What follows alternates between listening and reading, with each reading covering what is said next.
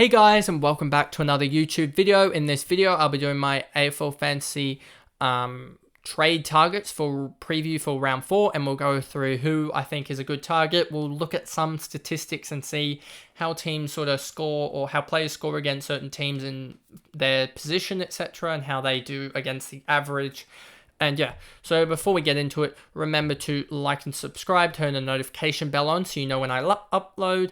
And yeah, now let's get into the video. So here we have, I've moved my camera across so it's easier to see the players.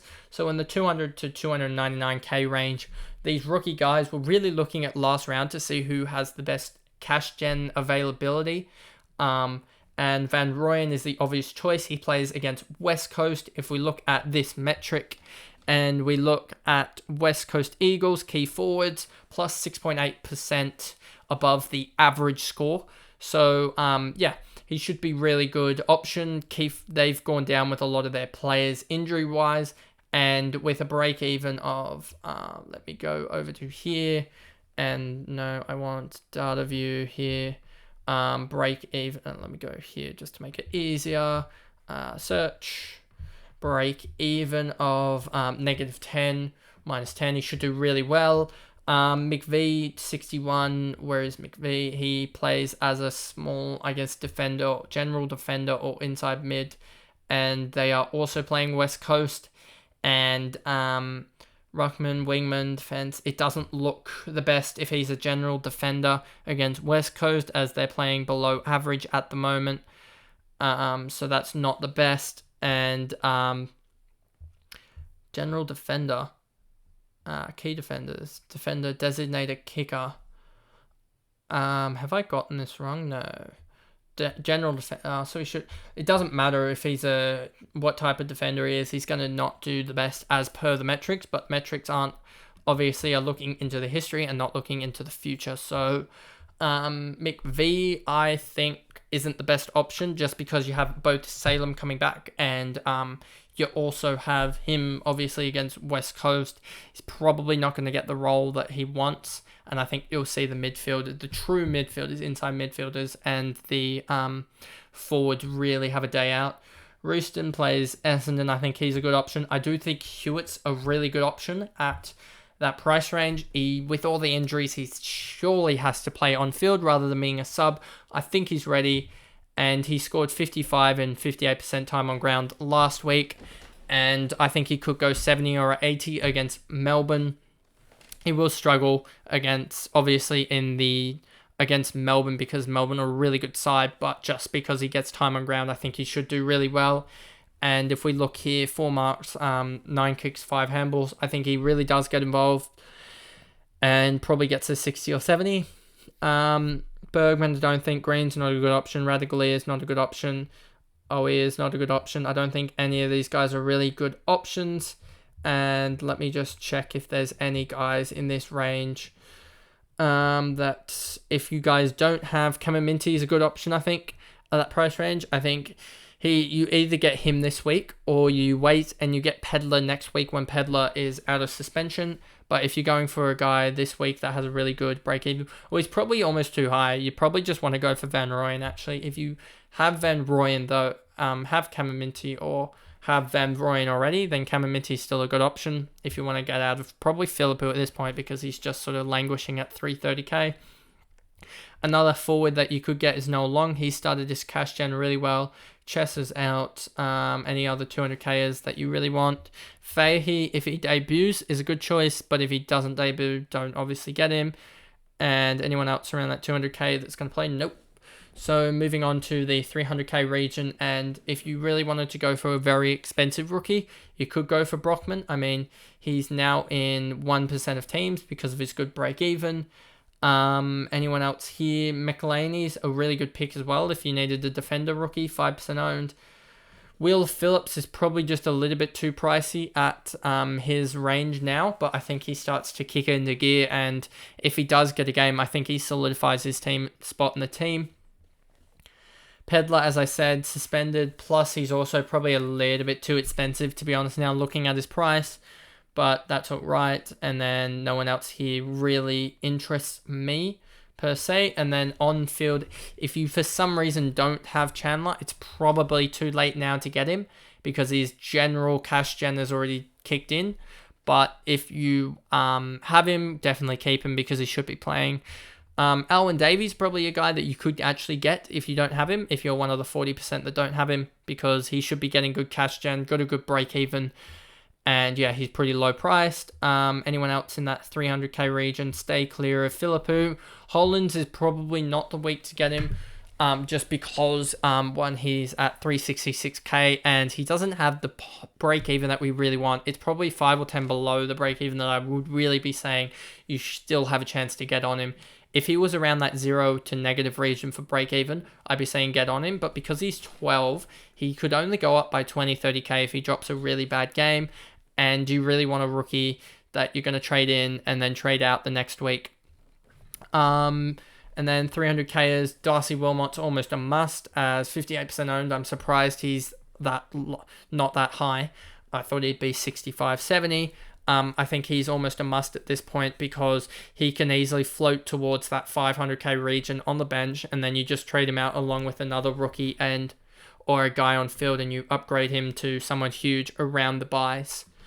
So that's sort of the plan with Wilmot, is to play him emergency off the bench and swap him with the other defender rookies that I have, and then really see who gets the best score and go that way. So now we move into the 400k region, as there isn't really anyone else to talk about. And then the 400k region, we still have options here. Actually, there's one guy I wanted to mention in the 300k region is, if I go here, does this show up? Oh, I might need to do load more. Does that show up? Bytel is an option if he does play at 340k and he has a really good break even. He gets that midfield time at the Saints if he's back from injury, especially with Steele being out. So he is definitely an option if he does play, if he does get named. So that'll definitely be an option for guys at the 300, 400k region that you want to get in that isn't really a rookie, but can score really well and get that cash gen that you need. 400 to 500k region, we start looking into more trends than performances based off of the last round. So I think D'Ambrosio's on the way up and averaging 81 at 492k. If he averaged 81, I believe that is around a 640 pricing. So 640, 645 pricing. So that'll be really good for cash gen. He's probably around too late unless he can produce another 95 or 100 score, in which we'll get him price averaging around 85, 90, and that'll help his obviously his cash gen. Is there anyone here that I really like the look of? Higgins dropped a couple of stinkers and then a 90, so I don't really like the look of him. And then if we go over here to averages just to see, Constable's probably not going to play. Then you have D'Ambrosio, and then no one else here really. Hunt is an option, but I think you probably want to be already on the Hunt train if you wanted to get him, like if you want him, rather than jumping on now, as he could drop a stinker here and you're sort of stuck with him, rather than, I don't think he's a definite scorer. If we look at his round 1 score against North Melbourne, that's probably the case why I don't like him as much. And McDonald's been actually pretty consistent, but I just don't like key forwards. And then we go into the 500 to 600k region, and you're sort of looking at averages. 400k region, I should probably actually mention the guys here. You got Jinby, Ashcroft, Mackenzie as rookies, and you got no one else in my team, so no one else would show up. Mackenzie, a really good option. He's owned by 60% of people. Really good option that's fieldable. And yeah, I think he's just the best rookie at the almost 400k region. Then you got Ashcroft here, who's another great rookie, but obviously better than Mackenzie. And I think he'll consistently score and get close to 600k before we have to trade him out. Then you got Jinby here, who's averaging 81, almost 82. And yeah, he's just looking good and continues on. And he might be able to be held till he gets up to 650, 700, maybe even 700k could he push? But maybe not. I don't think so. So yeah, you can almost hold him till he gets to 650k at the moment. and that'll be really good for teams. 500k, you got who have we got here? Rochelle, I really like the look of, as he's scored consistently for 3 games, so we're starting to look at trends. He scored consistently for 3. 75 is his lowest, and he comes up against Freo and Carlton in the next 2, and he's a general forward. So if we look at Fremantle, where are they? General forwards, within margin of error, I guess, of 1.83, so that's not bad. And then he comes against Carlton, who's +2, so pretty much average he should be doing. So if his average is, let's look here, 88, say he averages 80 in the next 2, I expect his price to probably go up to 620, 630k, which will be really, really good. Waterman, I didn't like his last game, so no. And then anyone else here that really had a good game? Rivers, just don't like how he's not averaging, like, I'd rather him average 85 to jump on him at this point. Stocker, averaging 78, good thing I didn't go for him, as I feel like I'd be stuck with him if he had a 55, and I believe he might even be injured. Not 100% sure on that. And then there's no one else really here that I'm too keen on, to be honest with you. And then the 500k region that I have on field, it's basically just Warple. I mean, Warple's going to continue going up, even if he doesn't get the necessary role that we necessarily really want from him. I believe if we look here, Warple, he's got a break even of 51, which he should be able to hit. And if he only just hits it next round, I can easily go from McGrath up to Stewart, which is the plan, and then Warple up to, that will be, say, 60k that I need from McGrath to Stewart. So that'll leave me 410k, and that'll get me anyone that I pretty much want.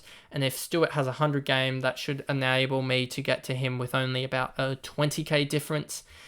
And 450k plus 565k, 570k, that can pretty much get me to Oliver. And that'll be huge to have Oliver, Petrarca, Bontempelli, Green, and then the 4, and then rookies across the board here. So that'll be really good. And that's pretty much my plans already for next week. And then we got 600 to 699k region. We've got Scrimshaw, who's only played 1 game, so that's a guy that you could look at this week. If he scores 100 again, then it's something that we need to look into if he has like bulk marks again, because he had 9 marks. If he has another 15, 10 and 10 and he gets 100 again, that'll be pretty interesting, and I think that could be an option.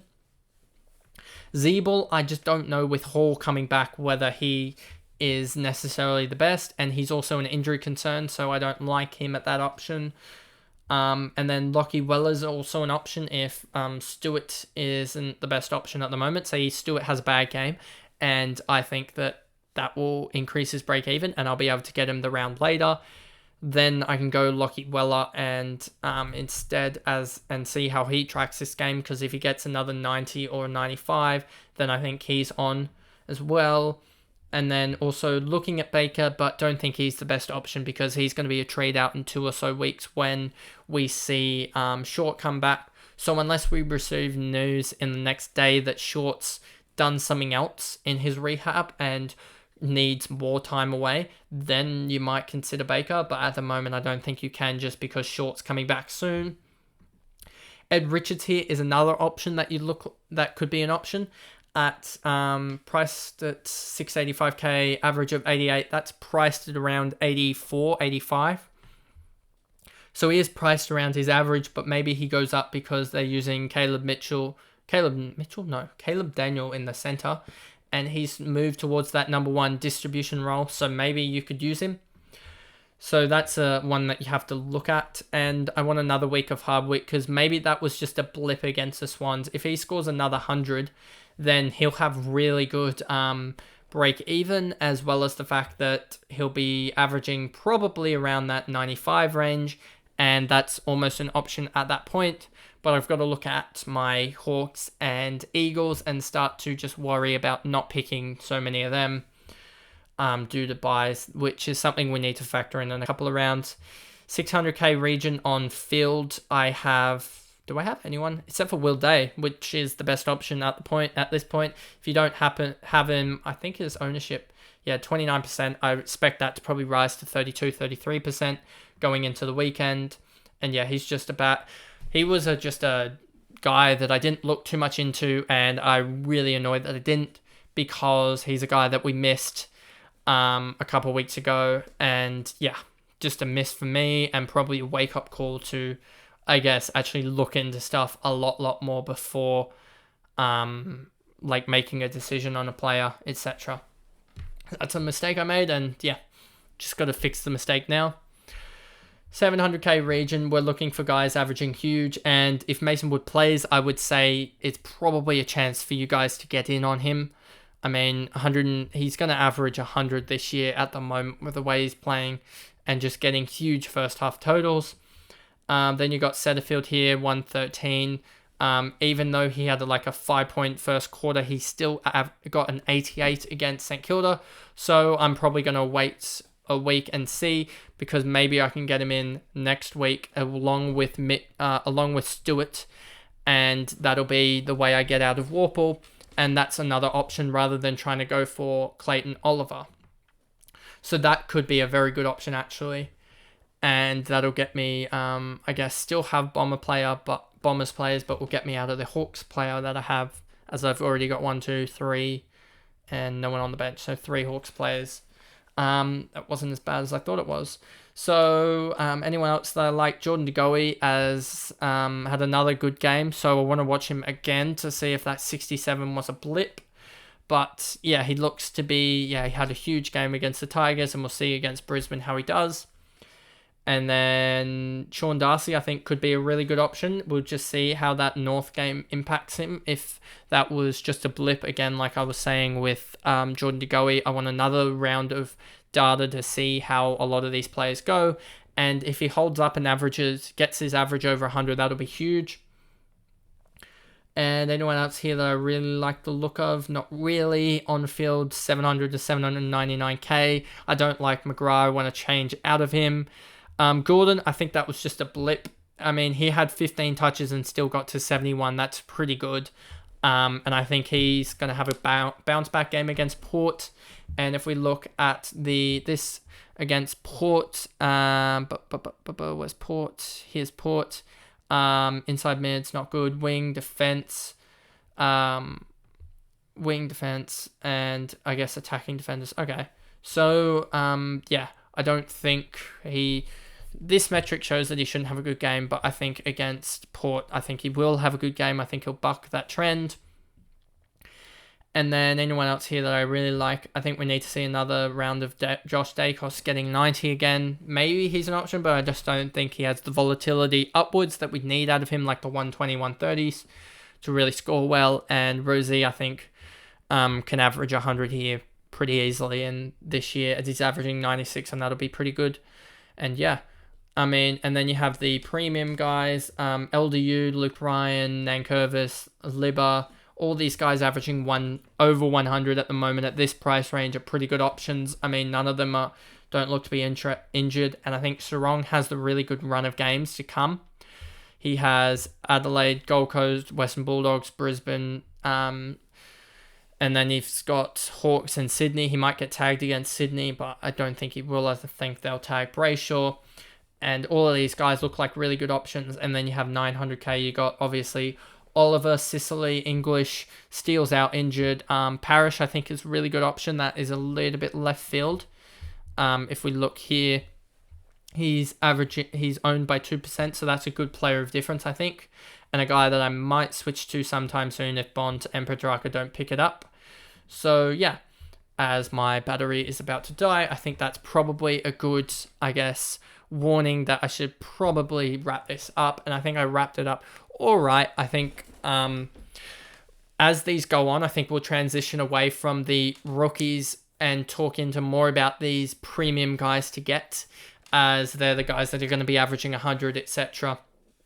And yeah, so I'll see you guys in another videos, and thanks guys, goodbye.